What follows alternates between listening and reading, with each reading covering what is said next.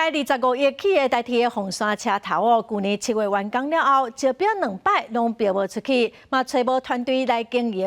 有民意代表是认为哦，可能是因为车头无甲捷运相接，人潮无够多。捷运局表示讲，目前规划中的车线，若要行红山车头哦，会去拄到林家厝甲弯道上过侪问题，所以爱搁研究。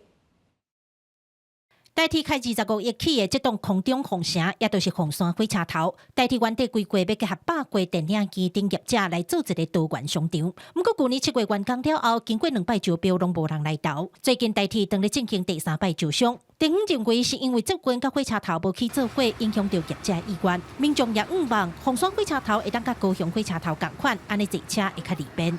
因为有共购的话，转乘会很方便。 像你从高雄过来的话，有这个共购就方便多了。人潮就会有钱潮嘛。目前也在规划高捷车线会伫台东站甲柑仔线相接，无进入红山火车头。捷运局讲，车线若是要走火车头的路线，行建成本伤悬，需要高研究。对此地方表示，若是路线无改，希望会当有变通的方式。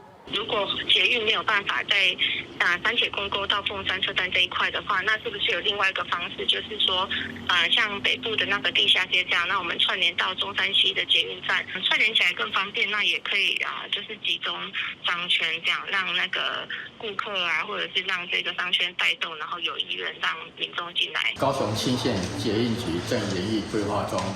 针对外界的意见，我们会纳入评估规划。捷运局强调，针对地方的相关建议，因会进一步来评估。台铁表示，红山车头第3摆招商收件到2月，因已经提出调降权利金、减少房屋税、甲延长启用年限等等的条件。8月会评选，希望2027年会当经营。记者柯家族副朝阳高永昌报道。